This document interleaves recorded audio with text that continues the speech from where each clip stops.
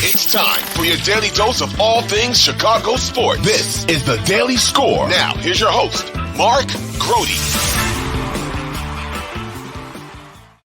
Talking about the Chicago Bears on this episode of the Daily Score. Thank you so much for being with us. It was 1 week ago that was a very eruptive day out at Haugh, the day in which we learned about Alan Williams, the defensive coordinator, and his resignation, the day on which Justin Fields included the coaching staff in his list of things that could be getting into his head, shall we say. It was the same day on which Justin Fields held 2 press conferences, one that he had to do, and the second to clarify something that he felt got out of context and got out of control. So there was all that.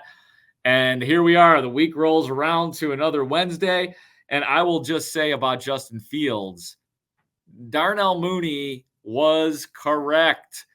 Darnell Mooney told us on Friday, basically, get ready for boring Justin Fields at the podium, because basically Mooney said, you guys had your chance and you blew it because you took something out of context. And obviously Justin Fields was not happy with the way things were reported. And so he's going to go back to being boring and mundane, just paraphrasing what Mooney said. And that's what Justin Fields was. Unfortunately, he was not as open with us and willing as a participant. He didn't seem, I'll just say, was not it. He kind of reverted back to what he's been for a lot of the time. And that is an unenthusiastic participant during the Q&A session. And he's not the first and the player to be like that, and he will not be the last. I expect a little bit more from the quarterback, but it's his prerogative, that's for sure. You know, I'll say it again, I think it would be better for him from the very beginning to be a little bit more interested when we talk to him. Just feels like it'd be good for him, it'd be good for us, it'd be good for everybody. So, but one thing that worth playing from Justin Fields is, and because he's dealing with it, as bad as it might feel for you, the Bears fan, and as much as we gripe as media members about when things go wrong on these teams, it's got to be crushing Justin Fields and the Bears. We know it is, because they're the ones involved in it. We're just living this stuff through them. So Justin Fields was asked, how are you personally dealing with the losing? I mean, I just know, all the adversity I go through is, going to make me stronger as a person and as a player. So, just got to look at, the bright side of things and think of yourself as, going through adversity for a reason. It's a good way to look at things, and I hope that he believes those words. As I always say, when people say things that are profound or they sound profound, when we put up our little inspirational quotes every day, do you really believe it? Or is it just something that you think of in the moment and then it just poof, it sort of goes away? And that's what I'm guilty of that. Like when you read, like somebody's got something up on Instagram and it's like, ooh, fall down 7 times, get up 8. Oh, that's neat. I like that. Do you really take that through your day? Do you really take that into the next instance in your life to motivate you or inspire you, as it were? So that's what I hope for Justin Fields. So that was about his tone all day. Knows he needs to get better, all of that stuff. Not wanting to articulate or expand on anything that he was saying out at Haugh. Too bad. DeMarcus Walker spoke as well, and I thought that if we're going to continue on this theme of adversity, nobody spoke more eloquently than Bears defensive end DeMarcus Walker. I've been through worse in life, man. This is not adversity to me. You know what I'm saying? It is adversity, but life being a kid on Section 8. You know what I'm saying? Come on now, this is nothing. So we're blessed to wake up every morning, put on our shoes. You know what I'm saying? Have 2 eyes, 2 hands, and then be able to have a job. So you got to go in and give it 110%. So, it's just early. It's still September. We're still getting together and figuring out, what it takes to win. You express that to teammates, what you just said? Absolutely.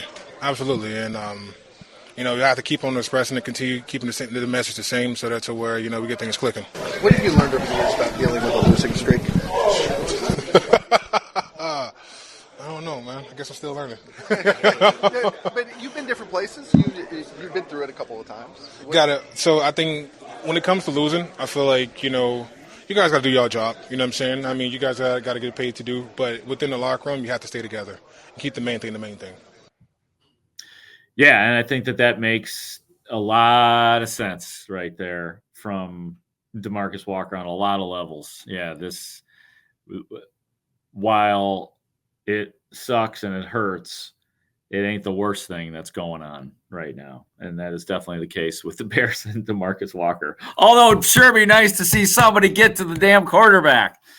And we will tell you what, let's bring that question right now to Yannick Ngakoue. Where are the sacks, man?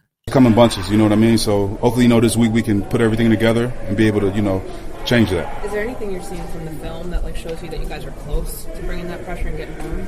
Absolutely. We have a lot of quarterback hits, a lot of quarterback hurries, you know what I mean? We just have to, finish and maximize on those opportunities and bringing the quarterback down. How do you finish? Is there any sort of rhyme or reason to, because I know Travis Smith said the other day there were about 7 against Tampa. Just keep scratching and clawing. Rushing is not about just giving up. It's about continuing to fight. Like I said earlier, they come in bunches. So we can have a game where, we have more than 5 sacks. It's all about just keep working. You know what I mean? Yeah, man. They've had their opportunities, and Lord knows that teams have converted the hell out of third downs against the Bears in every single week. So he said it. Look, they're not finishing. I think, or maybe it was in the question that they're not finishing, and it is the truth. They you love the getting the pressure and letting the quarterback know you're there, but at some point in time, Yannick Ngakoue and DeMarcus Walker, and hey, why not Dominique Robinson? Somebody's got to close, because guess what? Travis Gibson is not walking through that door, guys. Travis Gibson, it's not going to happen. So, yeah, it's a real problem. It's the worst. It's the biggest problem right now on the defense. No push up front. No closing from the ends. I mean, it's all looking rickety on the defense, every position, but except for maybe Jalen Johnson. He's been really good. Brisker's been hot and cold. He's been up and down literally in terms of getting hurt and stuff, but he's been out there, back out there. And one of the things that you should probably appreciate about Jaquan Brisker is that he's not afraid to say stuff in the locker room. He's one of those guys who wants to use his voice. And he was talking about that with us today in a pretty candid conversation, how he is not afraid to call guys out. I'm comfortable because I know my guys. I'm close with my guys. I know what they're doing without even, I have to send them a text and things like that. That's how comfortable I am. So just really knowing the person, knowing the player. You can't just come at, people, certain different ways. You got to know the person, how he wants to be come at, what type of person he is and things like that, how he works on the field, or just, you have to be around him. You got to talk to people, you know what I mean? Just like I talk to, Carol every single day. I don't work with Carol, but I talk to him every single day, you know what I mean? I just want to know, how he's doing, how his family doing. We're not finger pointing or tearing apart. It's about accountability. We're all grown men at the end of the day, and we all want to win a Super Bowl.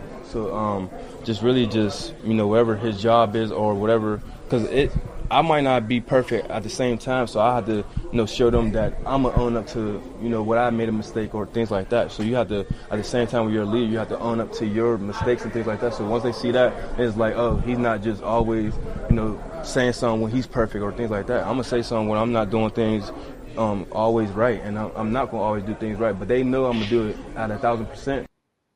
Yeah, right. And every leader is going to screw up a play at some point in time. So, I think that's a pretty measured approach for a guy who's in his second year. I mean, he's been in the league for a year and change, and he's talking like that. So it's kind of cool. But I know, with all these guys, doesn't matter what they say so much as, hey, where is the production out there? Where is it? That's what people want to see.